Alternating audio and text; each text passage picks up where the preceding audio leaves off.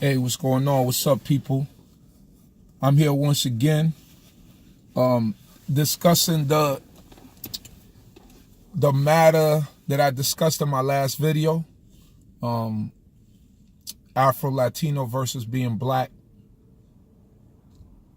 You know, I got a lot of feedback on that video. I got a lot of responses. I got, people on both sides arguing the point. People that felt like I was ignoring the culture that I was born into, right? Being that I was born in Panama, Central America, and there are people that agree strongly with me where I said that I looked at myself as a black man, which I look at myself as a black man, and you can obviously see that I'm a man of color, that I'm black. And some people felt like I was abandoning where I came from. Let me make this clear. When we speak about ethnicity, we talking about nationality as it is known in the world, right? Where you were born, that's what nationality is considered, right? And culture, right? So what nationality, quote unquote, would I be considered? I'll be considered a Panamanian in the world. Although I have different ideas of what nationality is and the way, and my thought pattern and the way that I've learned certain things, I come to understand that nationality is not only where you're born. You understand what I'm saying? Because people who are born in America and are Italian, they still call themselves Italian. Irish who's born in America, he still call themselves Irish. A Chinese person who's born in America is still called Chinese. So they still associate with being Chinese.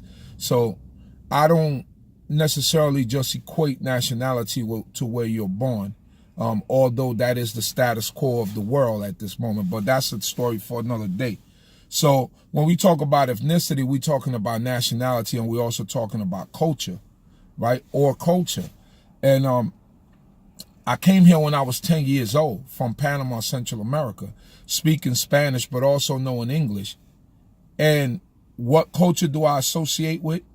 Well, I associate with maybe both cultures, but more so the culture that I was raised up in New York City, in Brooklyn, New York. Right? Because during that time, it was the hip hop era. There was all of that stuff that was going on, and I associated with that.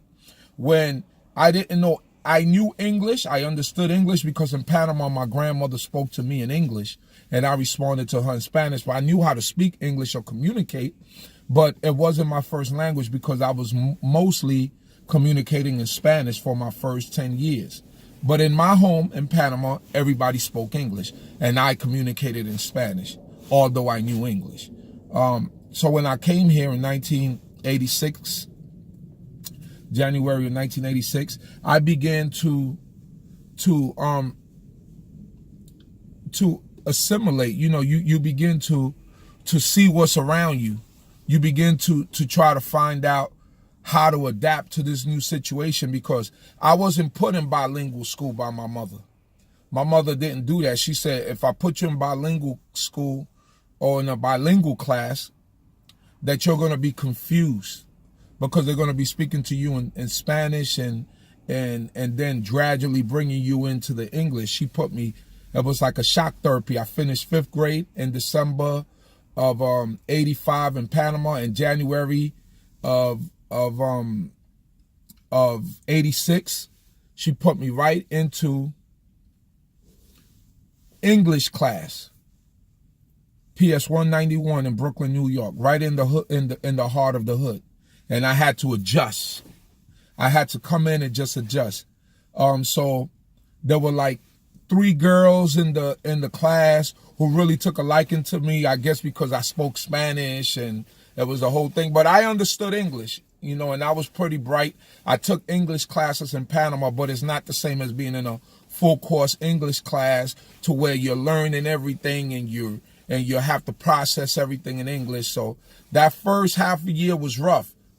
Although it was rough, with the help of my cousins who had already been here you know, and my mother and my aunt and everybody who chipped in to help me to do homework and stuff like that, I passed. I went on to junior high school, to intermediate school, right? And I passed on, and by the time, you know, that summer of '86, I started listening to hip hop.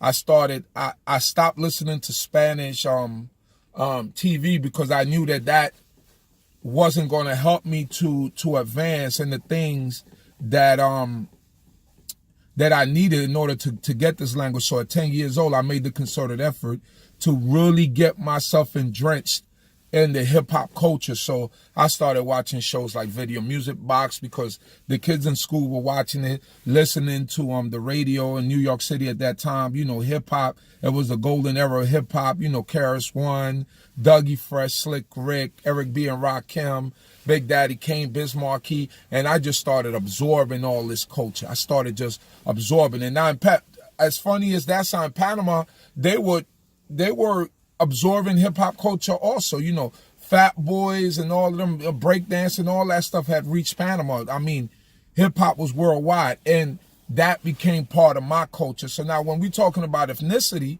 you know, for a better part of my life, if we're talking about ethnicity having to do with nationality and culture, you know, although I still love Spanish music, my Hector Lavoe, my Ismael Rivera, you know, all the things that came culturally with me from Panama, I love hip hop also, you know, and that becomes part of my ethnicity and part of my culture and what I associate with and what I assimilated to. You understand what I'm saying? So culturally, I'm very diverse. You know, I could go from Spanish music and singing Spanish music to having being on the dance floor and dancing to some hip hop or some R&B, because it all culturally became part of my culture. You get what I'm saying? So when we're talking about black people and we're talking about people around the world, we got black people through the whole Western Hemisphere. You know, you got like the Garifunas in Honduras. I believe they're in Honduras. You know, they beautiful. The Garifunas, they kept an original language. They have they have their own language with their own way of dancing, their own music. They got all of that. That's beautiful. But guess what? Garifunas is still us. You know, Garifunas, they pass as us. You know what I'm saying? Garifunas is black people. And when you see the way that they move and they do all of that stuff, it's beautiful, you know? And when you look at their culture, it's a black culture. You know, you go down to Peru, you got black people in Peru. You got black people in Venezuela. You got black people in all the Western Hemisphere. And guess what? Wherever we go, we are the same. People look at us as the same, and we stand out as being the same. You go down to Brazil in the favelas, it's the same thing. You got black people. You know, most of us went down to Brazil, so that's where we're at. So when we talk about culture and people questioning whether or not, you know, I abandoned my Spanish, for lack of a better word, my Spanish, and I'm putting that in quotes because I'm not Spanish. I don't look at myself as being Spanish, but I abandoned that. That's, you know, I still love parts that come with what I grew up with, which would be Spanish music, which would be, and believe it or not, in Panama, you know, Haitian music is a big thing. A group by the name of Tabu Combo is very big in Panama. We embrace Haitian music. Believe it or not, in Panama, that's some of the music that they play on the radio on a constant basis, Haitian music. Just like they listen to reggae. You know, Bob Marley was a great influence. Growing up, we always listen to Bob Marley, and thus, that's why in Panama, you get the Spanish reggae. It was called reggae en español. It wasn't called reggaeton. That's when the Puerto Ricans took it and they changed it and called it reggaeton. But the original Spanish reggae was from Panama. And the original artist that came out internationally, worldwide, was an artist by the name of El General, the General, right? And if you listen to Spanish reggae or Spanish hip hop, if you go into YouTube and you type in Spanish reggae or Spanish hip hop, it sounds totally different. It has more of the flavor that you really hear from reggae. Is blend in. The hip hop sounds totally different, you know, because we have that flavor. We are black people. We are people of color, and no matter where we go in the world, you know, we just have that flavor. So I don't discount where I came from or the things that I learned being young, growing up in Panama. But I do understand my struggle today and understand the fact that I'm a black man. And I can't change that, and nobody could deny that from me. Black person struggling in America at this time, having the same struggles as any black person who lives in America. And anybody that comes from any place in the world, especially a Spanish-speaking place that looks like me, will tell you that they have the same struggles that any black person in America have. That's why when we come over from these Spanish-speaking places and we look like this, we assimilate with the American black culture or the American black experience, because we also go through it. The only thing is that most of us, we have a barrier, and what happens is a lot of people don't want to learn the language, so they stay stuck in one place. I'll give you a great example. A great baseball player by the name of Roberto Clemente. When he first came to play baseball in the States, this was like late 50s, early 60s, right? He was Puerto Rican, right? He was born in Puerto Rico, but he was black.